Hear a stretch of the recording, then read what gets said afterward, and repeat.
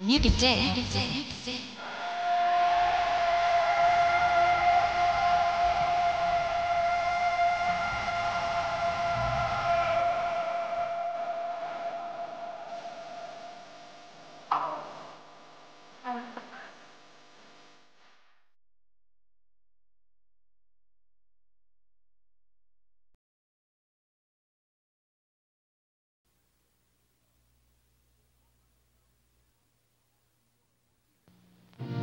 She's a woman of mystery. You can dance. You can dance. You can dance. You can dance. A woman of surprises. What are you doing here? A woman named Susan. Come on. Orion Pictures presents Desperately Seeking Susan.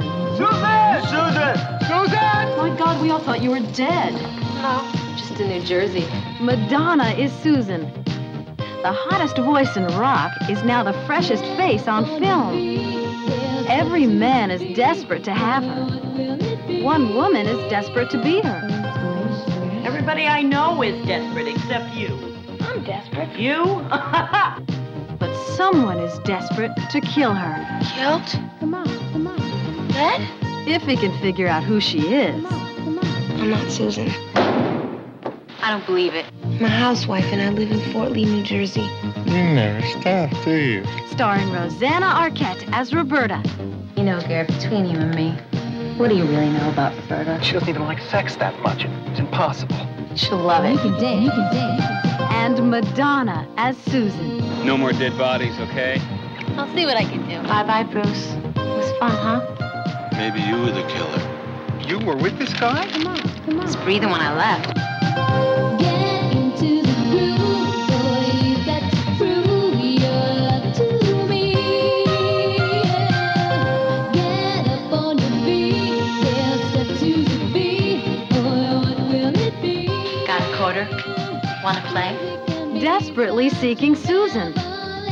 A life so crazy it takes two women to live it. On accueille très chaleureusement Suzanne Sedelman.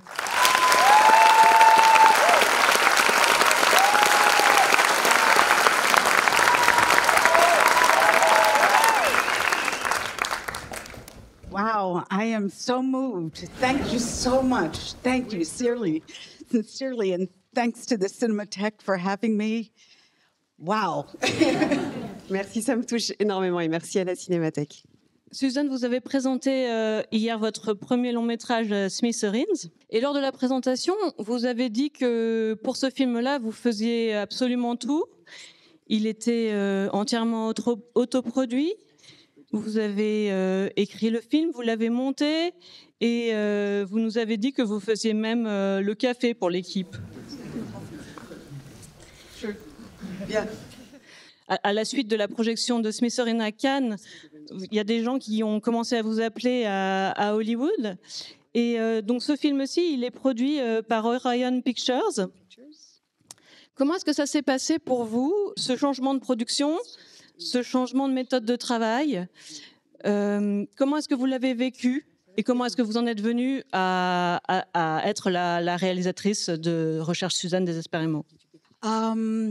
First of all, thank you all for coming. And for some of you who have never seen the film before, I really appreciate you getting to see it because, as you know, it's 40 years old. I haven't aged 40 years, but I hope the film has passed the test of time. Certainly has. Merci beaucoup d'abord d'être tous venus et pour celles et ceux qui n'avaient jamais vu le film, vraiment je vous remercie d'être là. Le film donc a 40 ans cette année, moi-même je n'ai pas du tout pris 40 ans et j'espère que ce film a passé le test du temps. When I did Smithereens was my first low-budget independent film. And it was made basically with the people I had gone to NYU Film School with no money, just all of us running around New York City in 1980. It took 2 years to film, 1980 to 1982. And I never ever expected it to be in the Cannes Film Festival. I had never been to a film festival before, so it was really quite surprising to find that this was accepted into Cannes. Alors Smithereens, donc c'était effectivement mon premier long métrage avec un tout petit budget. C'était simplement moi avec mes camarades de l'école de cinéma de NYU. On courait dans tout New York au tout début des années 80. Le tournage a duré 2 ans entre 80 et 82. Et jamais je me serais attendue à être sélectionnée à Cannes. Je n'étais jamais allée dans un festival de cinéma de toute ma vie auparavant. Donc j'ai été très étonnée d'être prise dans celui-ci. But after it was in Cannes, suddenly I started to get calls from Hollywood studios, from agents, kind of wanting to know what I wanted to do next. And I spent an entire year, the next year, reading very bad scripts. Because I knew that there were very few opportunities back in 1982, 83 for female directors. There were some independent women making movies, but sometimes I had heard stories about some women who had made a small, low-budget movie, then made their first Hollywood movie that flopped, and then they disappeared, and I didn't want to disappear. So I knew I had to be very particular about what I chose to do next. Et donc ensuite, c'est vrai qu'à la suite de ce film, Smithereens, j'ai recommencé à recevoir des appels de studios hollywoodiens et d'agents qui voulaient savoir quel allait être mon prochain projet. Donc j'ai passé l'année qui a suivi à lire de mauvais scénarios essentiellement. Je savais qu'il y avait très peu d'occasions dans les années 82-83 pour des réalisatrices de percer. J'avais entendu quelques histoires de certaines cinéastes indépendantes femmes qui avaient commencé avec un premier film à petit budget et qui avaient ensuite fait un film hollywoodien qui avait fait un flop et ensuite elles avaient disparu du paysage. Donc je savais qu'il fallait que je fasse vraiment attention, que je choisisse très bien mon prochain projet.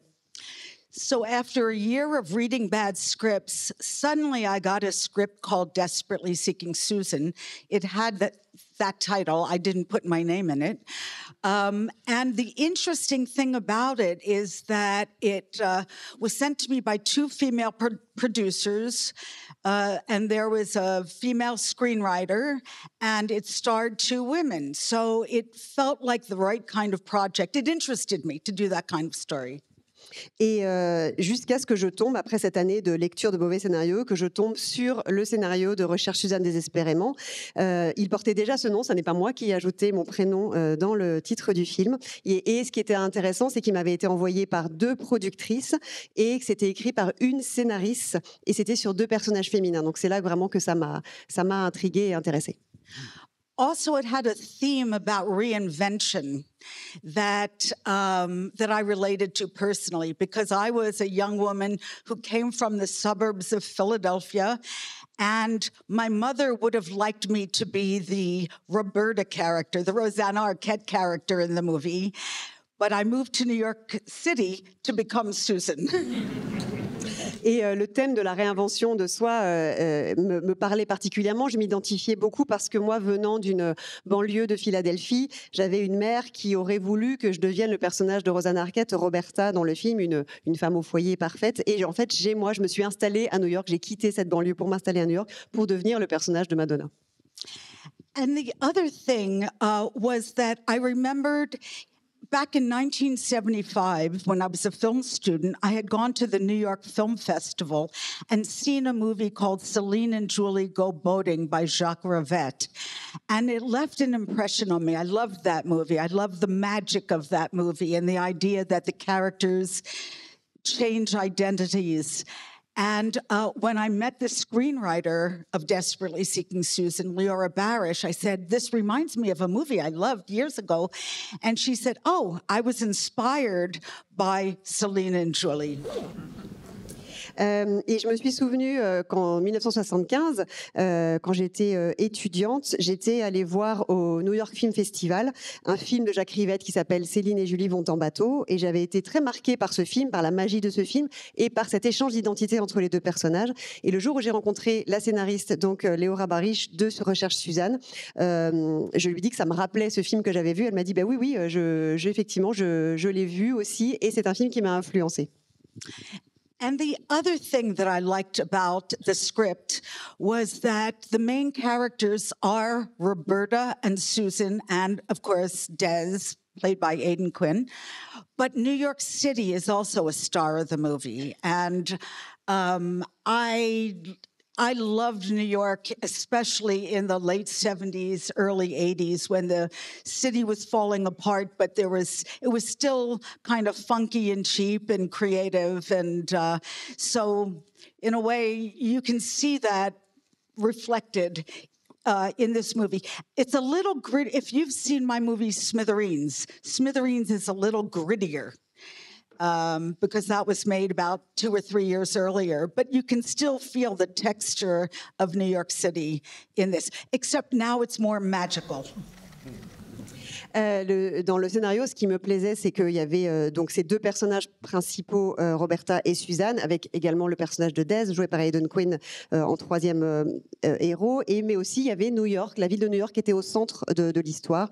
Et moi, j'adore le New York de cette époque-là, qui était à la fois, qui tombait un peu en ruine, mais à la fois qui était un lieu bouillonnant de créativité, et c'était un endroit encore où on pouvait vivre pour pas très cher, bizarrement. Et donc, le film reflète ça. Mon film Smithereens, si vous l'avez vu, il montre un New York un petit peu plus comme ça, un peu plus miteux, un peu plus underground, mais on ressent encore ça dans Suzanne.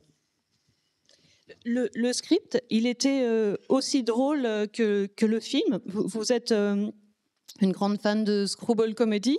Est-ce que vous avez tiré l'histoire vers la screwball comedy, la comédie loufoque, qui souvent renvoie à une guerre des sexes dans le cinéma classique hollywoodien?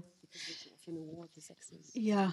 I love screwball comedies, Hollywood screwball comedies of the 1930s and 40s.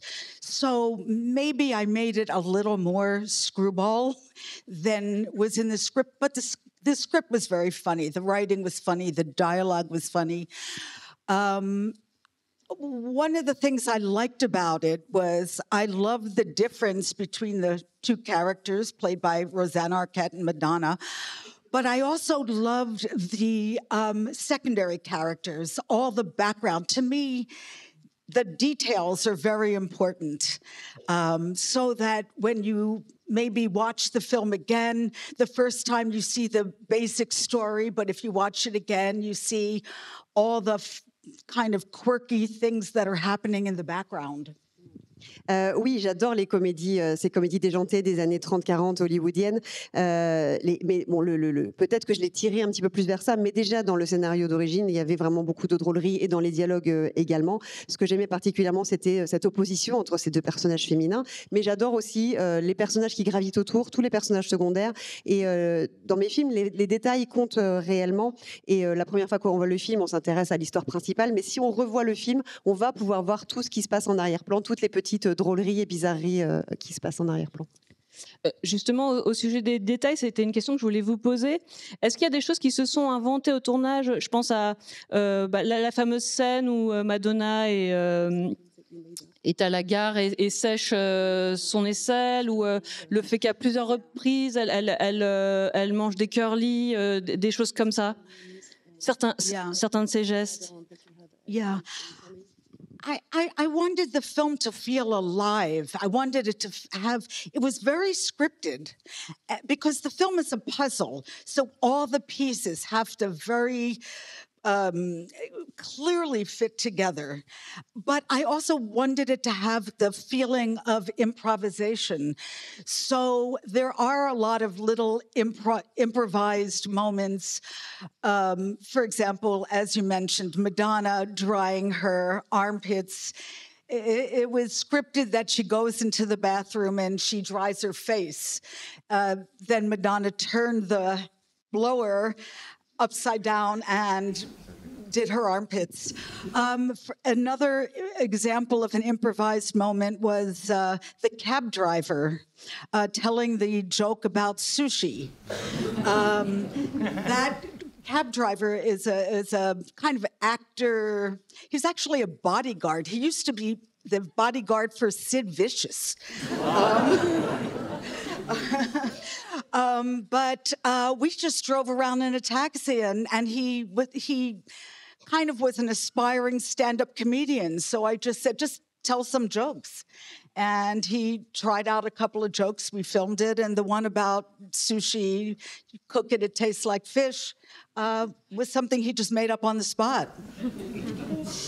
Oui, c'est vrai que je voulais que ce soit un film vivant. C'était très écrit parce que le film fonctionne comme un puzzle. Il fallait vraiment que toutes les pièces s'assemblent correctement. Mais je voulais aussi avoir cette sensation d'improvisation. Donc, cette scène que vous mentionnez où Susan se sèche les aisselles, dans le script, dans le scénario, c'était écrit qu'elle allait aux toilettes et qu'elle allait se sécher le visage. Et puis, elle, sur le moment, elle a tourné le diffuseur du séchoir pour se sécher les aisselles. Un autre exemple aussi, c'est le chauffeur de taxi qui fait cette blague sur les sushis. C'était un acteur / garde du corps. Il avait été garde du corps de Sid Vicious, notamment. Et comme il essayait de devenir stand-upper, je lui ai dit d'essayer des blagues comme ça dans le taxi. Et il a essayé différentes choses. On a tourné plusieurs blagues qu'il a testées. Et c'est celle-ci qui est restée ensuite. The other thing that's interesting about the cast is that it's a combination of people with very different acting backgrounds.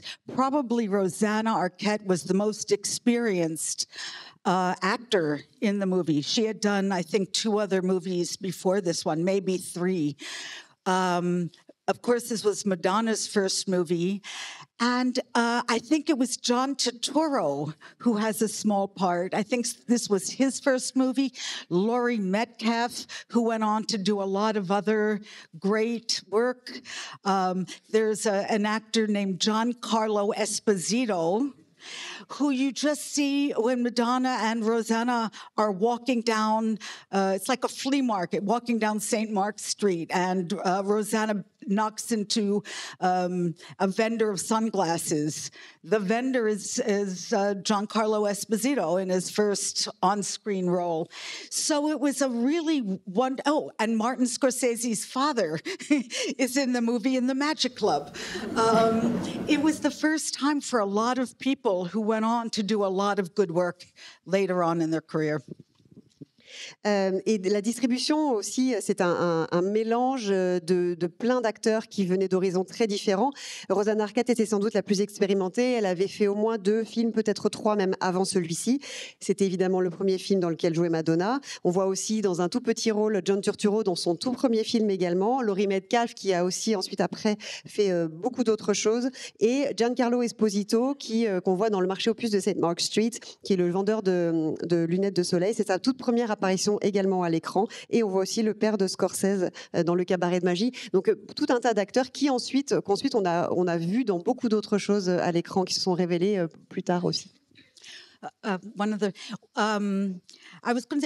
things about casting that was a little tricky is because this really is a movie about the relationship between the 2 women.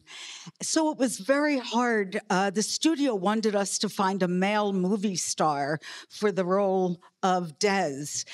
It was and they suggested people like Kevin Costner, Dennis Quaid, who were stars at the time. But unfortunately, they didn't want to play second fiddle to the 2 ladies. So somebody mentioned Aidan Quinn, and he had been in one other movie before this, a movie called, I think it was called Reckless with Daryl Hannah. And the movie flopped. And I was happy, a little happy that the movie flopped because he probably wouldn't have done this if that movie had been a success. So it was very tricky to find, back then, to try to find a male star in such a female-driven movie. Donc, ce qui était délicat dans cette distribution, c'était que comme c'était un film autour de cette relation entre 2 femmes, eh bien, le studio voulait quand même, pour porter le film également, un acteur déjà assez connu pour jouer le rôle de Des. Et ils ont suggéré des noms comme Kevin Costner ou Dennis Quaid, qui étaient déjà des stars à l'époque. Mais ces personnes ont décliné le rôle parce qu'ils ne voulaient pas être la 5e roue du carrosse. Et c'est pour ça que finalement, Aidan Quinn a été proposé. Il avait fait un film avant avec Daryl Hannah qui s'appelle Reckless, qui n'avait pas marché. Et quelque part, je suis contente que ce film n'ait peut-être pas si bien marché parce que sinon, il n'aurait peut-être pas accepté de faire celui-ci. C'est pour dire qu'à l'époque, ça n'était pas forcément évident de trouver un homme, un acteur masculin qui accepte de jouer dans un film de femme. Madonna et Rosanna Arquette, elles étaient en quelque sorte des nouveaux visages que le studio a voulu pousser. Comment est-ce qu'elles ont été choisies et quel rôle est-ce que vous avez vous-même joué là-dedans? Rosanna Arquette was attached to the script before the producers attached Rosanna to the script, and she was an up-and-coming star. She was still young and new, but she was up and coming. So the studio knew about her, and everyone wanted to work with her. For the role of Susan, I auditioned a lot of actresses back then who then went on to become stars. Melanie Griffith, Ellen Barkin, Jamie Lee Curtis, Jennifer Jason Leigh, all auditioned for the role of Susan.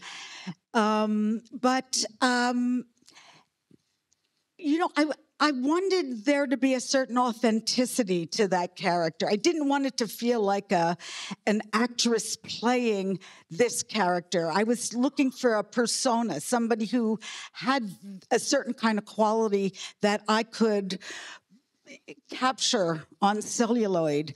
And I was living downtown New York at the time, and I knew the people in the downtown music scene, so I knew about Madonna. I kind of knew the club she was singing at, and she lived down the street from me. She lived 2 blocks away. So I thought she would be great, and when I mentioned her to the studio, they had never heard of her. So they flew her out to LA to meet her for the first time. And fortunately, the teenage son of one of the executives, the vice president of production at Orion, thought Madonna was cute. And really and convinced his mother to let me give her a screen test. And then we went back to New York and we screen tested her, and she looked great on film. Rosanna Arquette, elle était déjà attachée au projet, elle avait été attachée par la production dès le départ. C'était une star montante déjà à l'époque, les studios donc la connaissaient et elle commençait à être assez demandée. Pour Suzanne, j'ai auditionné énormément de jeunes actrices, dont beaucoup sont devenues des stars après cela. Mélanie Griffith, Ellen Barkin, Jamie Lee Curtis ou Jennifer Jason Leigh. Moi, j'avais envie d'avoir une certaine authenticité et je voulais pas avoir la sensation que c'était une actrice qui jouait un rôle. Je voulais quelqu'un qui ait une sorte d'aura que la pellicule allait saisir. À l'époque, j'habitais donc à New York, à Downtown. Et je connaissais assez bien la scène musicale new-yorkaise. J'avais entendu donc parler de Madonna, qui n'était pas encore très connue. Je connaissais les clubs où elle jouait. Et elle habitait en plus à 2 rues de chez moi. Donc moi, j'ai tout de suite pensé qu'elle serait bien pour le rôle. Mais le studio ne la connaissait pas quand j'ai mentionné son nom. Donc, ils l'ont fait venir à Los Angeles pour la rencontrer. Et par chance, le fils adolescent de la vice-présidente d'Orion trouvait qu'elle était mignonne et a convaincu sa mère de lui faire passer un bout d'essai. Donc, elle est rentrée à New York et on a fait ce bout d'essai. Et moi, j'ai trouvé tout de suite qu'elle passait extrêmement bien à l'écran. But there's another funny anecdote that has to do with when I first met Madonna at the casting office. She came to the casting office in a taxi, and she didn't have enough money to pay for the taxi. So she convinced the taxi driver to wait outside the building, outside the office building, which is very difficult because New York taxi drivers don't let somebody leave their cab without paying. And then Madonna came up to the office and she borrowed the money from the receptionist. And I don't know whether the receptionist ever got paid back or not, but to me, that was kind of a sign that this woman has the confidence to play this role. Et donc, petite anecdote, quand elle est arrivée pour passer dans le bureau de la direction de casting, elle est venue en taxi, elle n'avait pas de quoi payer la course, Madonna. Elle a convaincu le taxi, ce qui est extrêmement difficile à New York, convaincu le taxi de l'attendre. Et donc, elle est sortie du taxi le temps de passer son casting et elle a emprunté, en tout cas de rentrer pour emprunter de l'argent à la réceptionniste ou au réceptionniste. Je ne sais pas si finalement la personne de la réception l'a remboursé, mais en tout cas, ça donne une idée donc, de la confiance qu'elle dégageait déjà, qu'elle avait pour jouer et donc qui servait bien le rôle. Madonna gives the film its attitude, its kind of style, but really the heart and soul and the harder role is the role that Rosanna plays, because she's so vulnerable and funny, and it's hard to play Amnesia. You know, this is a comedy, and it's a screwball comedy, and Amnesia is just a device to enable the character to live the more exciting life she really wants to live. But finding the right way to play the amnesia without making it too sad or depressing and keeping it light, that's really a testament to Rosanna's acting. Mais même si Madonna donne un peu le style, la coloration au film, le rôle le plus dur des deux à jouer, c'était quand même celui joué par Rosanna Arquette, parce qu'elle a ce mélange de fragilité et de drôlerie. Et c'est très difficile de jouer l'amnésie, surtout dans une comédie, parce que c'est en fait un truc d'écriture, un dispositif pour lui permettre de vivre une vie qu'elle n'aurait pas vécue sinon. Mais c'est pas évident de le jouer sans être trop dans la tristesse et de garder une forme de légèreté. Donc vraiment, ça témoigne de son talent d'actrice. Oui, elle est magnifique dans le film. Comment est-ce que ça s'est passé, la relation de travail avec l'une et l'autre, et avec aussi le surgissement de la notoriété tout à coup de Madonna pendant le tournage, puisque Like a Virgin est sorti pendant le tournage? Yeah, it was such a weird experience making this, because the first scene that we shot was the scene where we see Madonna walking down the street, eating cheese doodles, wearing the little white gloves. And we were filming there, and New Yorkers are cool, you know, so they would see us filming, they'd see the cameras, they'd look around, they didn't see any movie stars, and they would, you know, go on their way. And then 9 weeks later, by the time we were at the end of filming, Like a Virgin album was released, and suddenly Madonna's career skyrocketed. And that did have an effect on everyone, I think, including the way the movie was perceived. I mean, originally it was the story about these two women and the relationship between them. It was I like to consider it's a love story without sex between the women, anyway.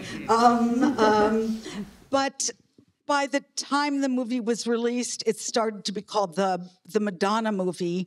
And that was wonderful for the studio in terms of publicity, but it really isn't the Madonna movie. It's the story of the two. C'était une expérience, oui, assez étrange, parce que quand on a commencé le tournage, on a commencé par tourner la scène où Madonna marche dans les rues de New York en mangeant ses curlis avec ses gants blancs. Et les New-Yorkais sont des gens qui ont l'habitude des tournages, et qui se retournaient, ils sont assez cool avec ça, et donc ils se retournaient pour voir s'il y avait une star de cinéma. Ils n'en ont pas vu, donc ils passaient leur chemin à ce moment-là. Et sauf que 9 semaines plus tard, quand on a terminé le tournage, entre-temps, oui, Like a Virgin était sorti, et sa carrière est en train vraiment de décoller, et ça a forcément influencé tout le monde, y compris sur la réception du film. Moi, j'ai voulu ce film comme la relation entre deux femmes, que je définis un peu comme une histoire d'amour entre deux femmes sans sexe. Alors que à la sortie du film, on a commencé à dire que c'était le film de Madonna, ce qui était super pour le studio et pour faire de la publicité pour la sortie du film. Mais pour moi, c'était pas vraiment ça que j'avais imaginé au départ. Quand vous étiez jeune, vous vous destiniez à une carrière de styliste, vous adorez la mode, les vêtements.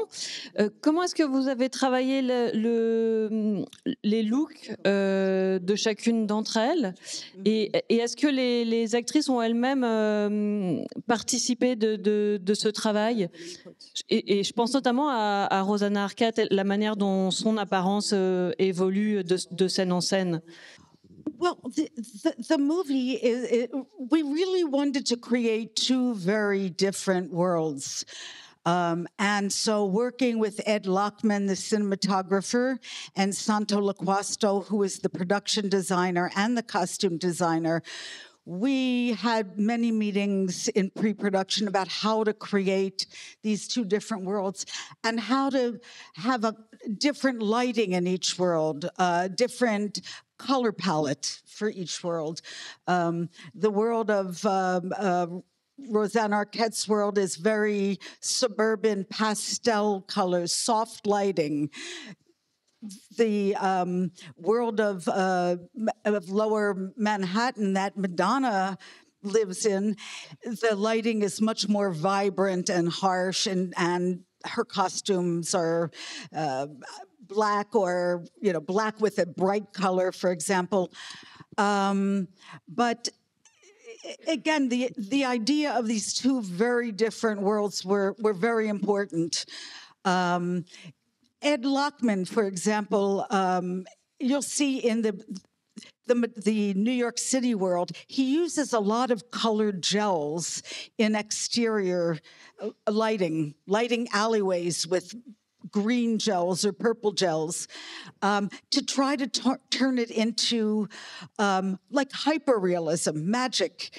One of the inspirations was actually the story of Alice in Wonderland, the idea that this housewife, this bored housewife, sees this mysterious woman and follows her down the rabbit hole into a magical world where she can be a more exciting version of herself. So that theme of Alice in Wonderland and creating the natural world and then Wonderland was very much a part of the overall design of the movie.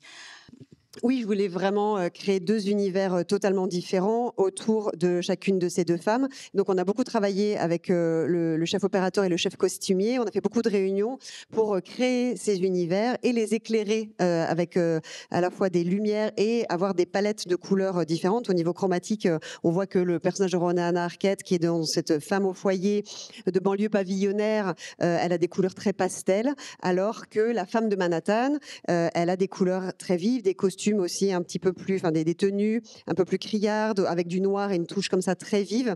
Donc c'était très important. Donc Ed Lockman, on voit aussi le chef opérateur, il éclaire les rues de New York, les petites ruelles avec des verts et des violets dans une forme d'hyper-réalisme qui s'inspire un peu de l'esprit de Alice au Pays des Merveilles, parce que c'est un peu le parcours d'une femme au foyer qui voit une femme qui la fascine, et donc elle va elle s'enfonce dans le terrier du lapin, elle passe par le terrier de lapin pour entrer dans un monde magique et devenir une version d'elle un peu plus exaltante.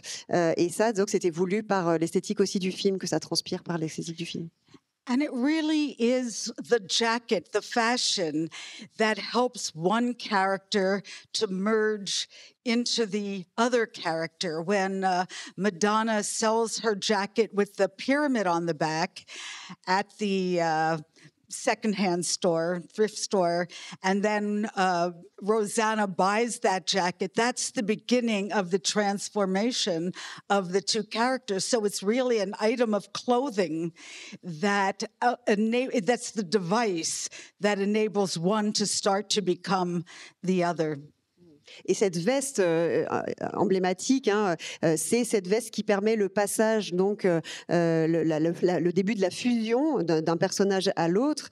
Quand le personnage de Madonna vend cette veste avec la pyramide dans le dos, dans cette friperie, c'est vraiment, et que Rosanna Arquette l'achète, c'est le début de la transformation. Donc c'est un vêtement qui sert de véhicule vraiment narratif.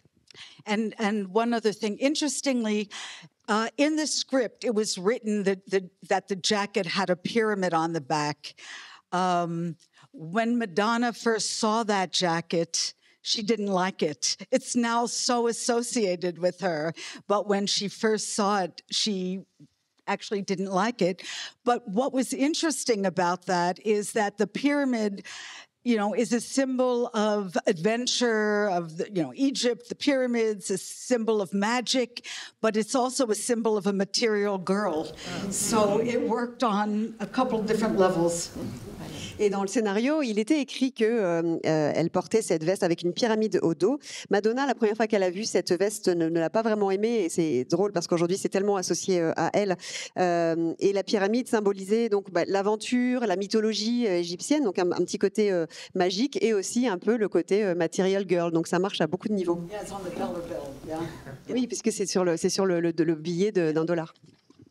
Est-ce que vous voulez nous dire un mot du travail sur la musique et de ce thème qui apparaît avec l'arrivée du bus duquel sort Madonna, sur lequel il est inscrit New York City et Liberté, et puis le thème revient. Yeah. Yeah, it's interesting. This, I got to work with a great composer named Tom Newman, who came from a family that his father was an important music composer. His uncle, his cousin is Randy Newman. So it's a very musical family. And, you know, in our conversations, it was important to me to keep that magical quality, that tinkling sound, so it feels like you're a little bit like in another world. And my favorite moment is when Rosanne Arquette is at her party and she looks out across the bridge. That's the rabbit hole in a way, or the symbol of going into Manhattan. And then we see Madonna getting off the bus, and suddenly we know we're in another place. We're in a much more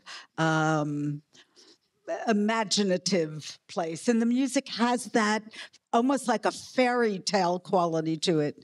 When I hear that music, I can hear references to some of Tom Newman's other scores in that.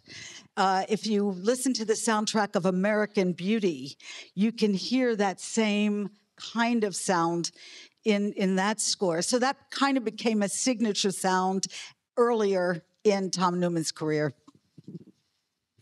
J'ai la chance de travailler avec un compositeur un grand compositeur, Tom Newman, qui est vraiment issu d'une grande famille de musiciens et de compositeurs. Son père et son oncle étaient compositeurs et il est aussi comme cousin Randy Newman. Et c'était important pour moi de garder de véhiculer la magie du film à travers la musique, une musique qui donne un petit peu cette sensation de se transporter dans un autre monde avec un petit peu quelque chose qui pétille comme ça. Et un de mes moments préférés, c'est quand le personnage de Rosanne Arquette est à une soirée, organise une soirée, et qu'elle regarde par la fenêtre de l'autre côté du pont, qui est un peu ce terrier de lapin qui l'emmènera vers un autre monde. Et c'est à ce moment-là qu'on voit Madonna sortir du bus, et immédiatement on est transporté dans cet univers de contes de fées modernes.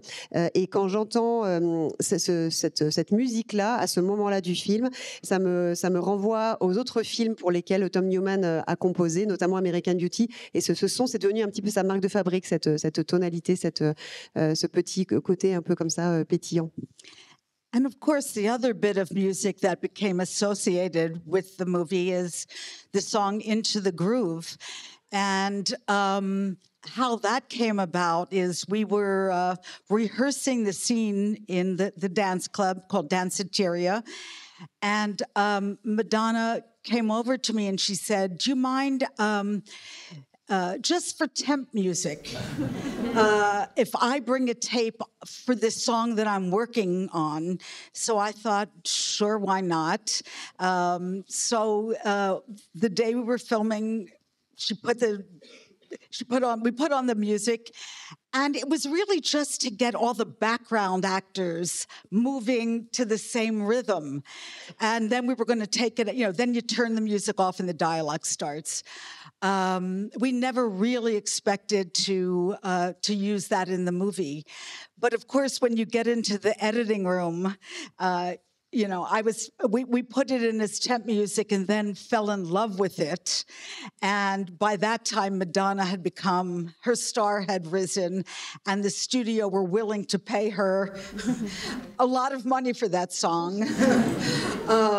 But that was really just intended as temp music. Et quant à la chanson Into the Groove qui est dans le film, c'était lors d'une répétition dans le club qui s'appelle Danceteria. Madonna a proposé que comme musique de fond pour travailler cette scène en musique temporaire, on passe la démo de nouvelle chanson sur laquelle elle est en train de travailler. Je dis bon bah ok, pourquoi pas. C'était pour que les figurants essentiellement bougent tous au même rythme dans le club. Et je ne pensais évidemment pas l'utiliser forcément, mais au montage, on est tous tombés amoureux de cette musique et comme entre-temps, Madonna était devenue vraiment une star, le studio a accepté de payer le prix pour avoir cette chanson, mais c'était pas forcément prévu au départ. Can I mention one other thing? There was another ending to the movie. The scripted ending had the two women on an adventure together on camels in Egypt. And we filmed this in a sand pit in New Jersey. And then we were going to optically put in a pyramid. We brought in camels. The camels were not very nice. I think Rosanna had a problem. Her camel was not nice at all. But we filmed this scene, and I think maybe on the DVD, there's a rough version of it that still exists. And what happened is we started to, in Hollywood, they do test markets. They take the film out and they show it to audiences and get responses. And what I realized was that the film had too many endings. It ended with this ending where, Aidan Quinn and Rosanna kiss in the projection booth. And you see Madonna and her boyfriend in the audience. And then it had another scene where Des and Jim, the other male character, are sitting in a bar wondering what happened to the women. Then it had another scene where you see the women on the camels. And during the test screenings, I realized that when Rosanna and Aidan kissed, you could feel in the audience, this is a romantic comedy. The leading man and leading lady kiss, and everyone was like nice, and they were getting. You could feel emotionally they were getting up out of the seat. They thought it felt like the ending. It felt like an ending, and that was when we decided. And I'm actually glad we made this choice when we decided to take the original ending out. Also because. Oh. No, you go. Il y avait une fin alternative dans le scénario. On avait écrit que les deux femmes finissaient par une aventure. Elles partaient à l'aventure ensemble sur des chameaux en Égypte. On avait tourné cette scène dans un grand bac à sable dans le New Jersey. On avait fait venir des chameaux exprès, qui ne sont pas des animaux très sympas, et en particulier celui de Rosanne. Elle a eu un problème de chameau.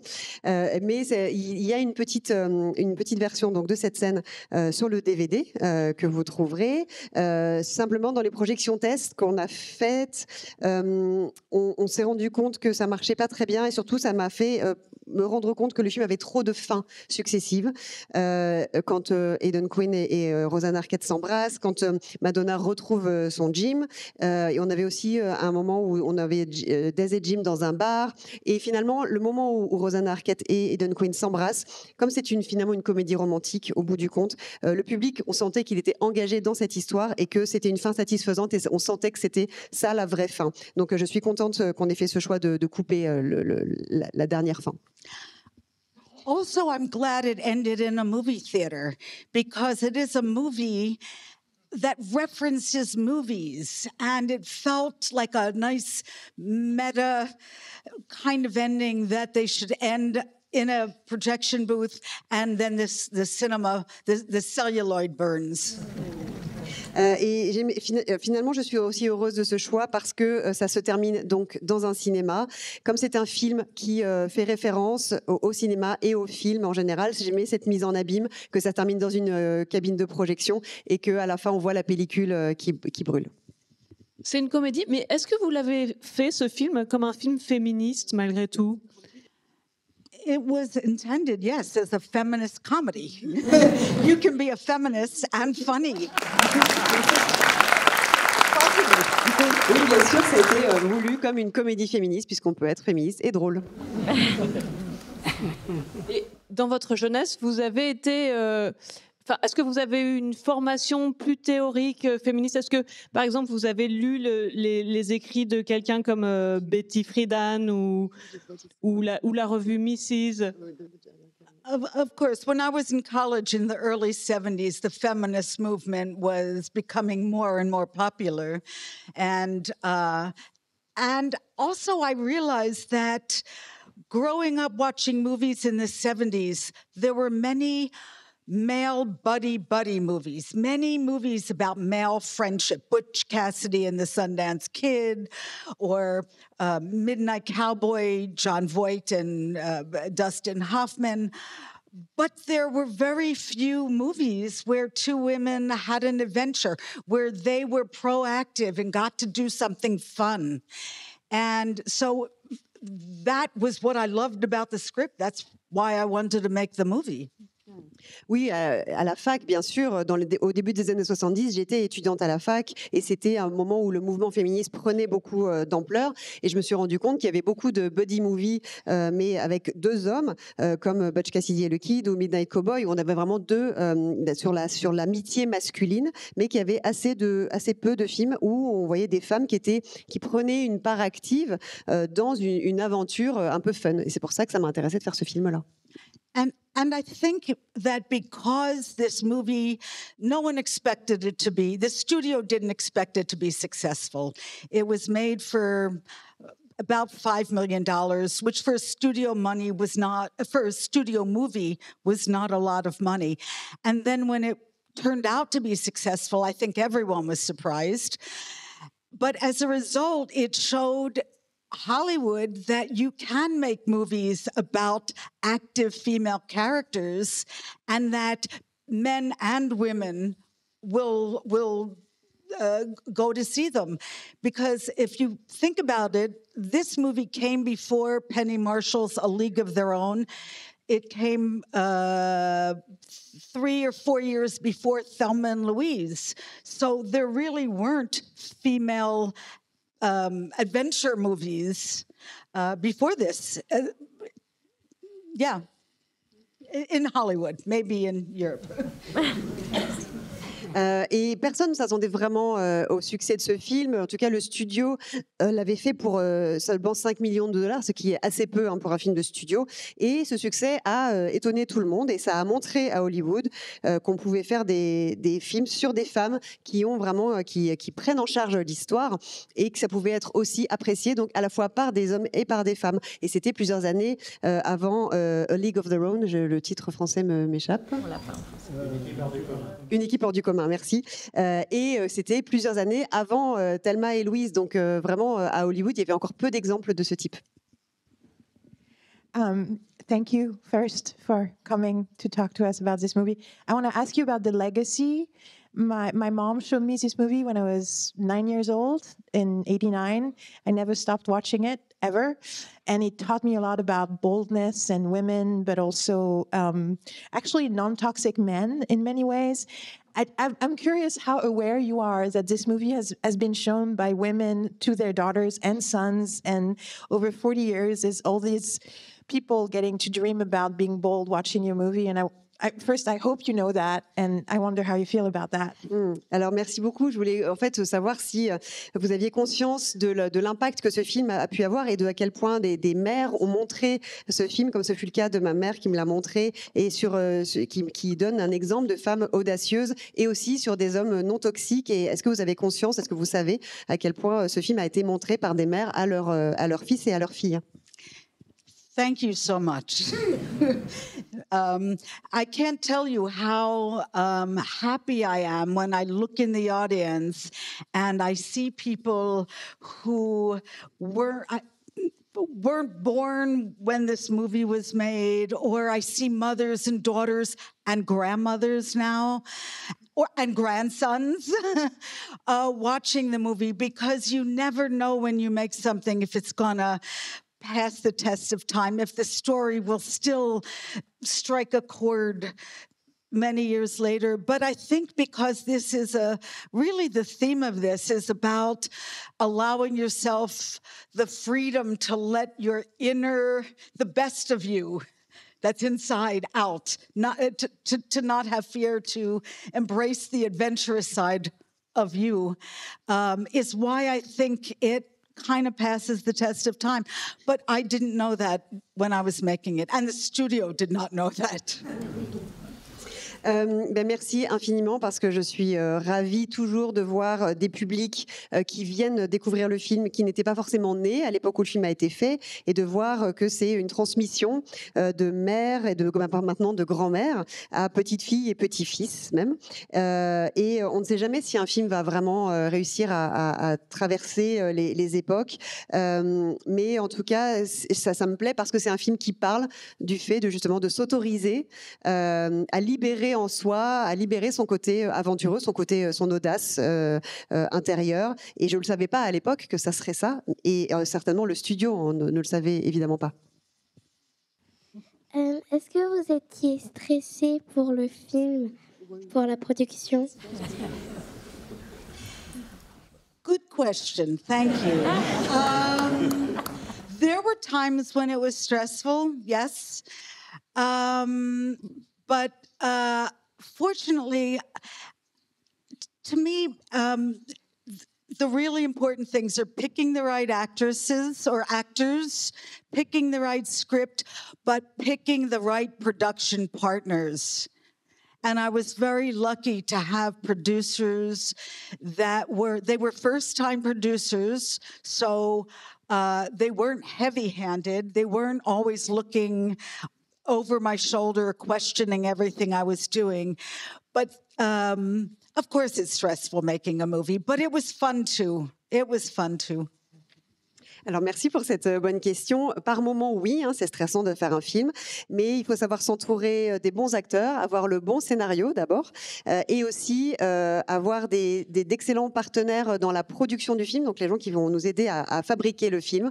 Et la chance que j'ai eue peut-être, c'est que les producteurs de ce film, c'était la première fois qu'ils produisaient un film comme ça, et donc ils n'étaient pas trop sur mon dos. Donc ça m'a permis d'avoir beaucoup de liberté. Donc oui, évidemment, c'est toujours un petit peu stressant, mais c'était aussi très amusant et très sympa à faire. I think one thing that a lot of people who don't work in the movie business don't realize is that it is physically exhausting. That's what I wasn't totally aware of before I made this movie. It's physically exhausting for everyone. Tensions are high. You're working very long hours. And once it starts, you can't stop and say, oh, give me a few days to think about that. You just have to keep going. And that's the stressful part. But it's also... there's many surprises that happen along the way that are really gratifying. And after you translate that, I'm going to tell one. Okay.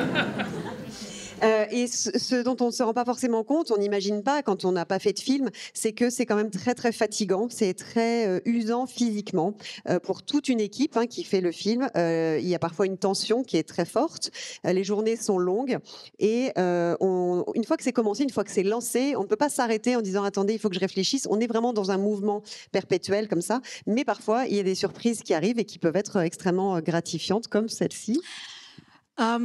Again, I like the background details. I think that everything is planned. Everything that's happening in the background is planned. But sometimes, at the moment, something surprising happens. For example, there's a scene where Madonna gets out of a car and goes into the newspaper office to put an ad Desperately Seeking Susan. And you see three triplets, identical triplets, standing in the doorway.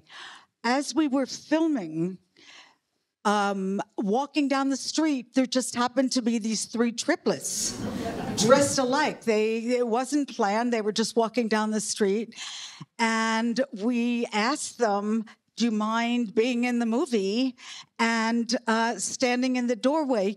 Especially because the movie is about mistaken identities and doubles. So it felt organically right to have triples. But that's an example of just being aware of what was going on that day and incorporating it into the movie. Then I'm going to say one other thing.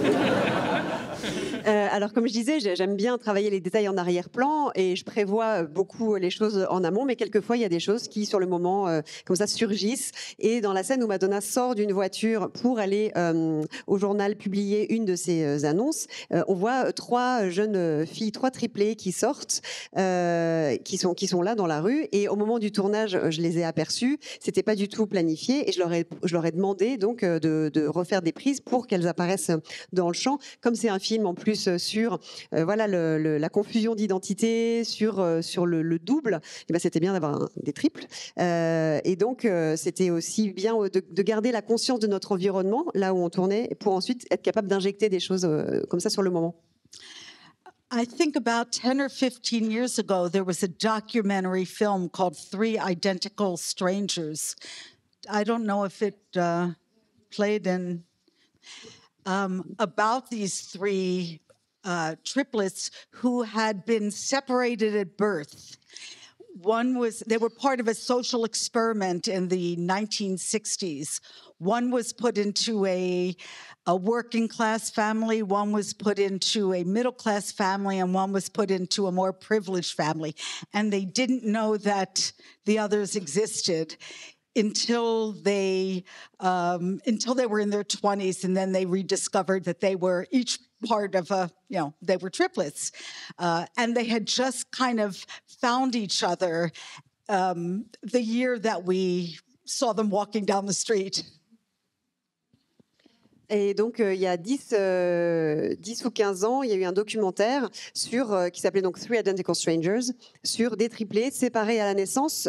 Et c'était une expérience sociologique qui a été faite dans les années 60 sur...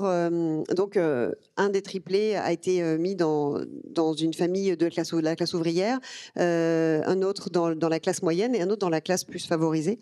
Et ils n'avaient pas conscience de l'existence les uns des autres jusqu'à avoir une vingtaine d'années, se sont retrouvés plus tard. Donc, are they the ones that are in the film? The ones that are in Ce sont celles qui sont dans le film. En fait. Yeah. Hello. Since we're speaking about doubles, I wanted to say hi, Sue, who has become Susan. I'm Sue, who has become Sue-Ann. We connected after I saw Confessions of a Suburban Girl. So here's from one suburban girl to another.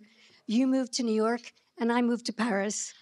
And I've followed you ever since. We have connected, and you said that you liked people who reinvented themselves. Yes. I have a question for you. In the very beginning, in that very funny ad, Gary's ad, it said that if you follow your fantasies and your dreams, they will come true.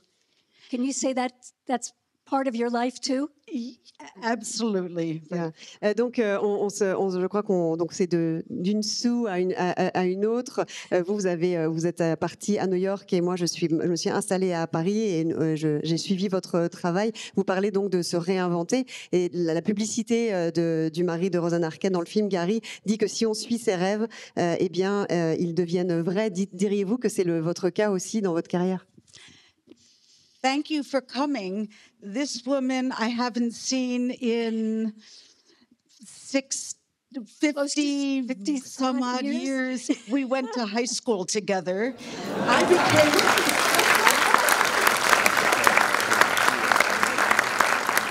Both of our names are Sue, or I used to be Sue, now I'm Susan.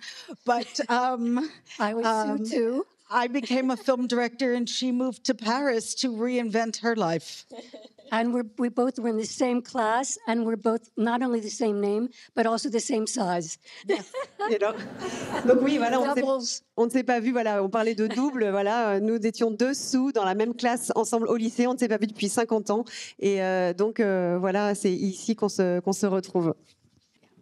Oui, bonjour Madame Seidelman. Merci d'être là ce soir, aujourd'hui parmi nous. C'est la première fois que je vois le film et je l'ai beaucoup aimé. Ça m'a fait une espèce de bulle des 80s, ça m'a rappelé mon enfance, c'était bien. Une question, j'ai trouvé le film, vous avez dit que vous avez été influencé par les screwball comedy. Et moi, je trouve que dans ce film, il y a aussi pas mal d'éléments de films noirs. Alors, est-ce que c'était une référence qui, pour vous, était consciente? Est-ce que vous avez volontairement voulu mettre ici et là des éléments tirés des films noirs? I was more influenced by screwball comedy, but I also like the idea of the MacGuffin that is often used in film noir. And in this case, the MacGuffin, the Egyptian earrings, you don't really care about them, but it's the device that propels the story forward. So that is something that, of course, Hitchcock uses in his movies and that I try to use, but in a very playful way. Alors, je suis évidemment beaucoup plus influencée par la screwball comedy, mais j'aimais quand même l'idée du MacGuffin, qui est cette espèce de dispositif narratif, qui est ce prétexte un peu narratif qui est utilisé dans les films policiers ou noirs, notamment par Hitchcock. Ici, ce sont ces boucles d'oreilles égyptiennes, on s'en fiche un petit peu, mais c'est ça qui va servir de prétexte. Donc ce MacGuffin, oui, je me suis amusée aussi avec ce procédé-là. Bonsoir, Suzanne Seidelman. Bienvenue à Paris, bienvenue à la Cinémathèque française. C'est la seconde fois que je vois ce film dans une salle de cinéma.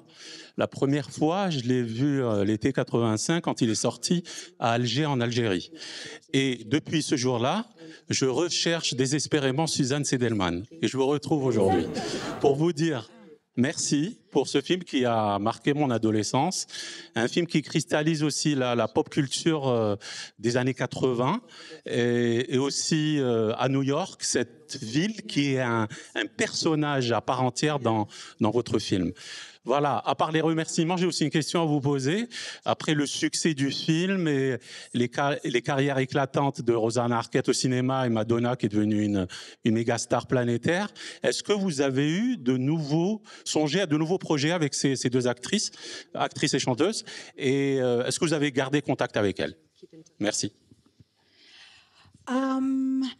Thank you for your comment, and I'm glad you got to see it in 1985. And I'd be curious to know if you relate to it differently now than you did 40 years ago, but that's something else to talk about. Rosanna, this really, I think we were all taken by surprise by the success of this movie. And of course, Rosanna went on to make many other movies, and I think some in France, The Big Blue here and others. Madonna's career, Madonna reinvents herself, which is interesting because that is what she's doing in the movie too. That's that theme of reinvention. So the last time I saw Rosanna and Madonna together was at Madonna's wedding to Sean Penn. Alors, merci beaucoup pour votre remarque et ça m'intéressera de savoir éventuellement si le film vous a parlé différemment aux deux époques où vous l'avez vu. Le succès du film nous a tous pris par surprise. Finalement, elles ont continué chacune leur carrière. Rosanna Arquette a continué à beaucoup tourner, et notamment en France, quand elle a tourné Le Grand Bleu ici. Et Madonna a été une chanteuse, une artiste qui toute sa carrière s'est réinventée, exactement comme le film, qui est le thème principal du film. Mais la dernière fois que je les ai vues toutes les deux ensemble, c'était au mariage de Madonna quand elle s'est mariée avec Sean Penn. Donc ça remonte un peu. Bonjour. J'ai deux questions. La première, c'est j'aimerais savoir, c'était un premier film de studio pour vous, et j'aimerais savoir quelle a été réellement la chose la plus difficile que vous avez vécue sur le tournage et surtout ce qui vous a servi par la suite dans votre filmographie. Et la deuxième chose, c'est j'aimerais savoir, est-ce qu'il y a actuellement des réalisatrices dans lesquelles vous vous reconnaissez, et que ce soit françaises ou américaines ou autres. Voilà. Thank you for the question. Even though this was a union studio movie, I thought it would feel much more different than when I was making Smithereens than it actually did. And I think it's because I felt comfortable telling the story of these two characters. I grew up in the world of Rosanna Arquette, that world, so I knew that world. I left that world to move to the Lower East Side in Manhattan, and I had made Smithereens in that world, so I felt comfortable in that world. I think it would have been much more difficult if I was making a movie about subjects or in environments that I didn't understand, but I really felt I was born to tell that story in some way because I really, in my heart, knew both those worlds. It was different also working with a union crew, which was more kind of macho than the student crew that I had worked with on Smithereens. But they were great. Alors même si c'était un film effectivement de studio syndiqué avec vraiment toutes les normes, je pensais que ce serait plus différent du tournage de Smithereens que ça ne l'a été. Finalement, pas tant que ça. Sans doute parce que j'étais à l'aise dans ma volonté de raconter l'histoire de ces deux femmes, de ces deux personnages. Moi, j'ai grandi donc dans le milieu du personnage de Rosanna Arquette que j'ai quitté pour m'installer à New York dans le Lower East Side. Et dans le Lower East Side, j'avais fait Smithereens. C'est là que je l'avais tourné. Ça aurait sans doute été plus difficile pour moi, une expérience beaucoup plus différente si j'avais fait un film sur un sujet ou un milieu tout autre. Mais là, vraiment, j'avais la sensation d'être née pour raconter cette histoire, que je l'avais vraiment au fond de moi. C'était aussi un petit peu différent de tourner donc avec une équipe syndiquée. Peut-être que c'était un milieu un peu plus macho que ce que j'avais été habituée à avoir avec mes amis étudiants, mais c'était quand même super, ça s'est quand même très très bien passé. One little story about when I think it was like the first week on the set. First of all, I didn't look like a typical director of that time because most of the directors were men, had beards, and wore baseball caps. So when I was on set one day, a electrician who was working for one day, he didn't know who the director was. He was hired to a replacement electrician, came over to me and asked me to get him some water, assuming I was a production assistant because most of the women on set were either working in the wardrobe department or production assistants. And I decided I didn't say anything. I didn't say who I was. I got him the water. I gave it to him. I don't know whether he thanked me or not.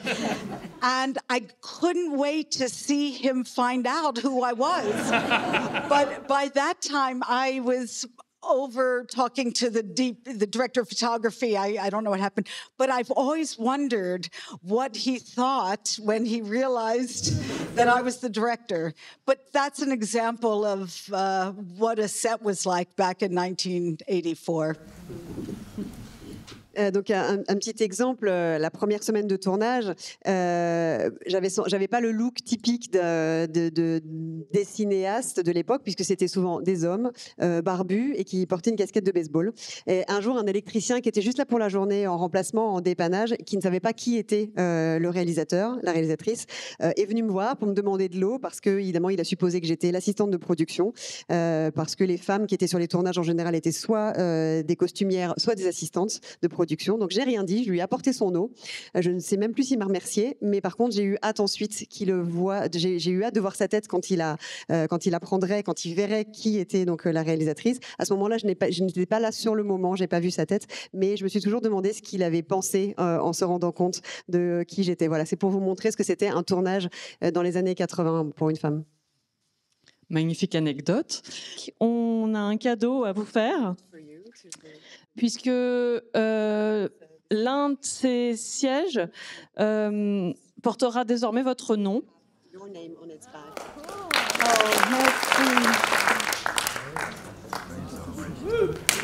merci.